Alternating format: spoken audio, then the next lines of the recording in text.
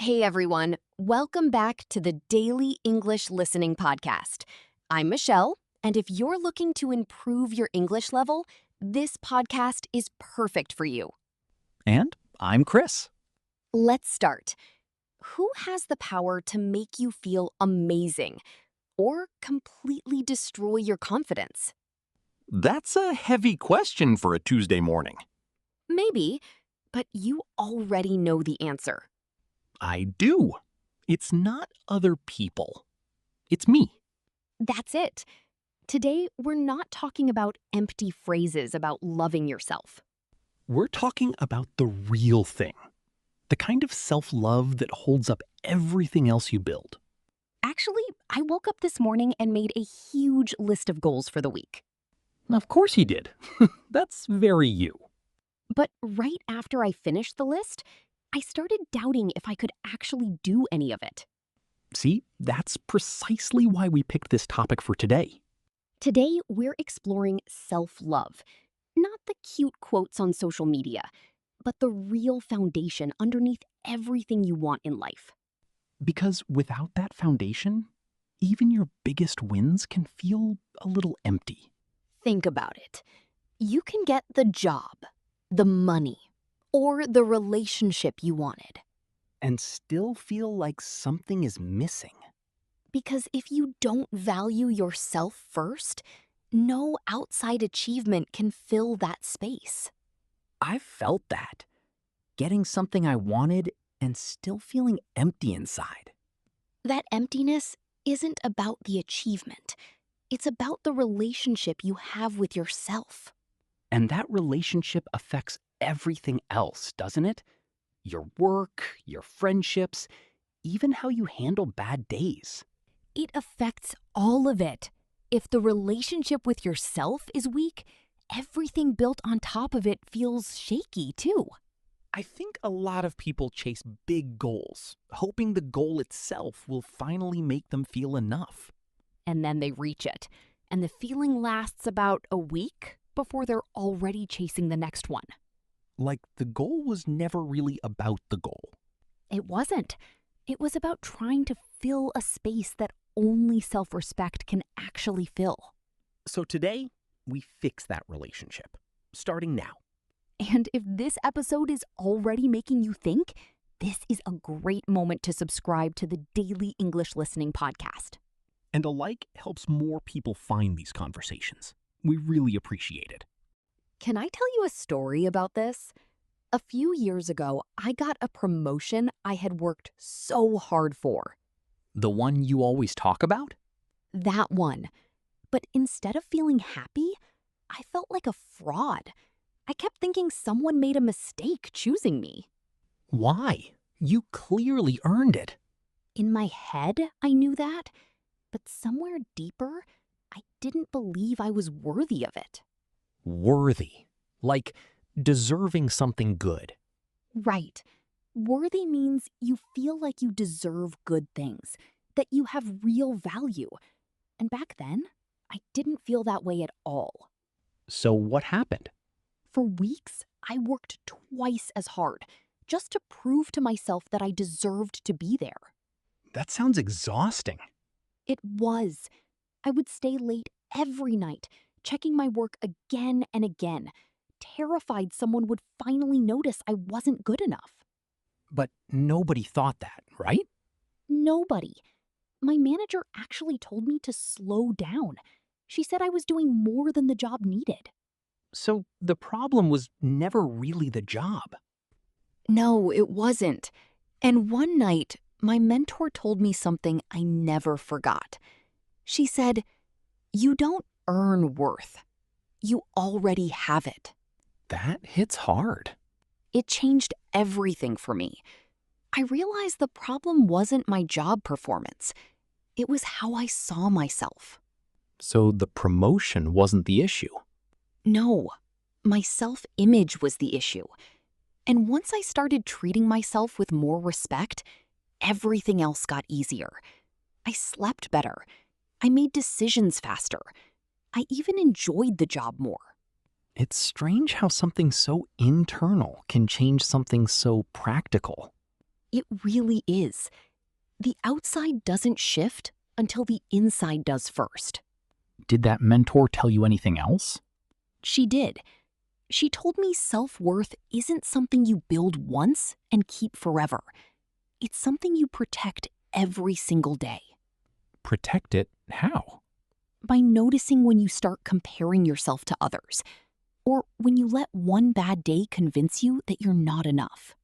That sounds like a daily practice, not a one-time fix. It is. And honestly, some days I still forget. I catch myself needing someone else's approval before I feel okay about a decision.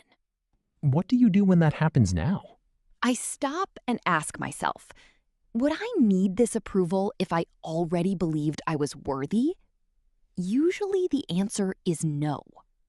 That's a good question to carry around. It's a simple one, but it works more often than you'd think. Here's something we want to ask you. Think about one moment when you doubted you deserved something good, even after you'd earned it.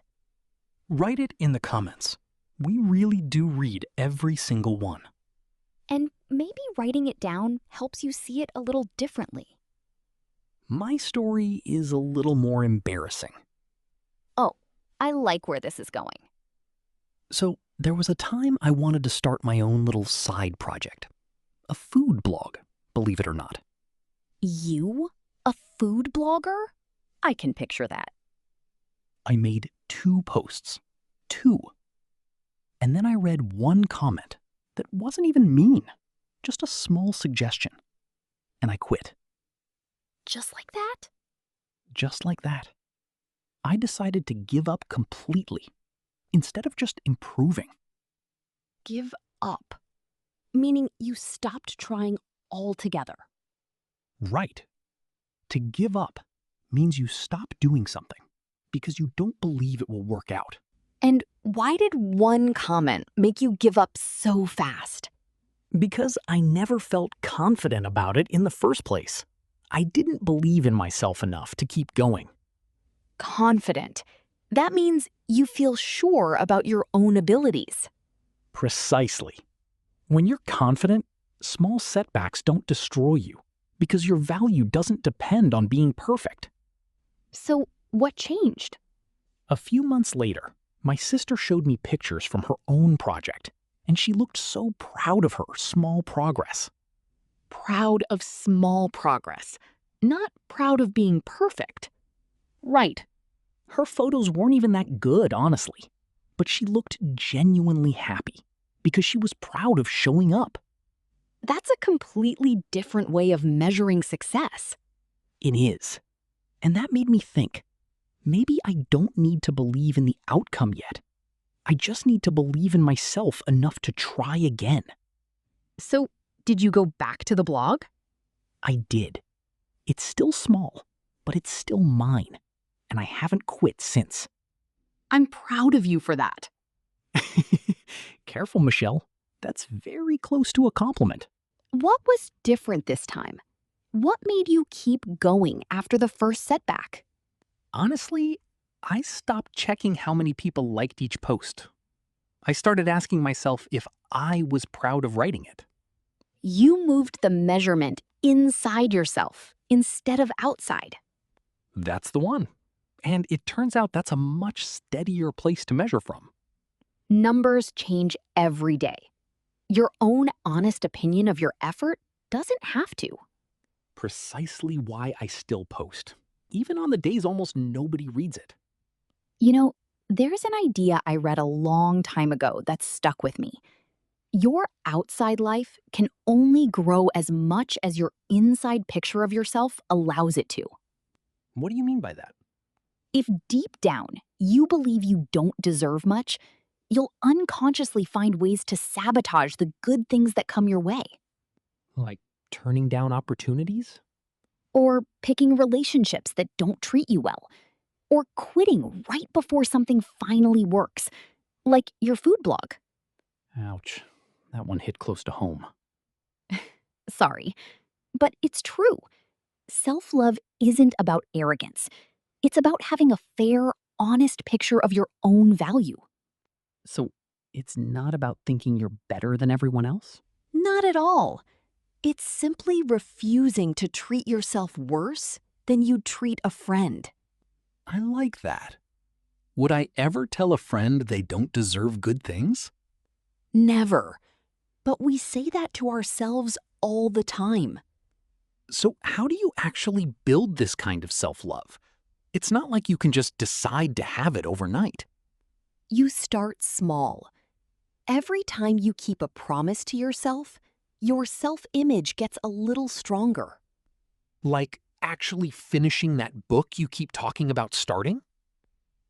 Fair point. Small, consistent actions build trust with yourself, the same way they build trust with anyone else. And what about the voice in our head? Mine isn't always kind. That voice matters more than almost anything else. The way you talk to yourself becomes the way you expect the world to talk to you. That's a strong thought. It is. If your inner voice constantly criticizes you, you'll accept less than you deserve. From your job, from relationships, from life in general. So changing that voice actually changes your results. It really does. And there's another trap that makes this harder. Comparison. Oh, I fall into that one constantly, scrolling through everyone else's highlights. Right. And you're comparing your normal Tuesday to someone else's best day ever. It's not a fair comparison at all. When I do that, I always end up feeling smaller. That's because comparison pulls your attention away from your own progress. The only fair comparison is who you were yesterday. Who I was yesterday didn't even finish that food blog post. Well, today's you did. That's already something to be proud of. I guess self-love isn't one big decision then. Right. And every unnecessary apology quietly tells your brain that you don't fully belong there. So even small habits like that shape how worthy we feel? That's precisely the kind of small habit that adds up over months without you even noticing. Anything else on your list? One more thing. Taking responsibility for your own life instead of waiting for someone else to rescue you from it. That sounds intense. It's actually freeing. If your happiness depends on someone else showing up perfectly, you've given away your own power. So self-love also means taking your own hands off the steering wheel of blame? That's a great way to put it. You stop waiting for permission and just start driving. Let's practice this for a second. Michelle, give me a sentence with give up. Sure, I felt like giving up, but I reminded myself I was worthy of finishing what I started. Nice one. Okay, my turn. I'm proud of myself for staying confident, even when things got hard. That's a great sentence. See how natural it sounds once you actually believe it? Let's do one more. Give me a sentence with worthy. I remind myself every morning that I am worthy of a good day, no matter how yesterday went. I love that one. Simple, but it actually means something. It's not about tricking yourself. It's about practicing until it feels true. True. And it's something you build one sentence at a time. Practicing self-love. One sentence, one action, one day at a time. Let's start with our first word. Worthy. Repeat after me. Worthy. One more time. Worthy. And the last one. Worthy. If you are worthy, It means you deserve good things, respect, and love, just as you are. For example, she finally believed she was worthy of the promotion she had earned. Or, everyone is worthy of kindness, even on their hardest days. And feeling worthy doesn't mean you're perfect. It means you accept your own value without needing to prove it first. Next word. Deserve. Say it with me. Deserve. Once more. Deserve. And one last time. Deserve. To deserve something means you have earned it, or that you have the right to have it because of who you are. For example, after months of hard work, he finally believed he deserved a break. Or, you deserve to be treated with respect in every relationship, not just the easy ones. And sometimes the hardest part isn't earning something good. It's allowing yourself to accept that you deserve it. Here's the next word. Confident. Try it out loud. Confident. Again. Confident. Last one for this word. Confident. When you are confident, you feel sure about your own abilities and decisions. For example, she walked into the interview feeling calm and confident, even though her hands were shaking. Or, being confident doesn't mean you never feel nervous. It means you move forward anyway. And true confidence comes from how you treat yourself, not from what other people think of you. Moving on to our next phrase. Give up. Give it a try. Give up. One more round. Give up. And to finish it off, give up. To give up means to stop trying to do something, usually because it feels too difficult. For example, he almost gave up on his project after just one small setback. Or it's easy to give up when no one is watching your progress. And the difference between people who succeed and people who don't is often just deciding not to give up on the days that feel the hardest. Next word. Proud. Repeat after me. Proud. Once more. Proud. And the final repeat. Proud. When you feel proud, you feel real satisfaction and happiness about something you did or achieved. For example, she felt proud of herself just for showing up every day, even the hard ones. Or you don't have to win anything huge to feel proud of your progress. And being proud of small steps is what keeps you moving toward bigger ones, even when nobody else is watching. Last phrase of the day. Believe in yourself. Say it with me. Believe in yourself. One more time. Believe in yourself. And the last one. Believe in yourself. To believe in yourself means you trust your own abilities, even when things feel uncertain. For example, no one else can build your confidence for you. You have to believe in yourself first.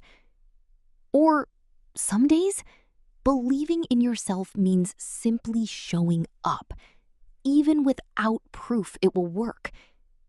And in the end, believing in yourself is the foundation that everything else in your life gets built on. Slowly, one honest day after another.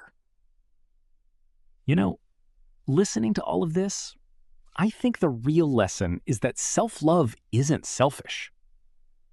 No, it's the opposite. It's the foundation that lets you show up fully for everyone else, too.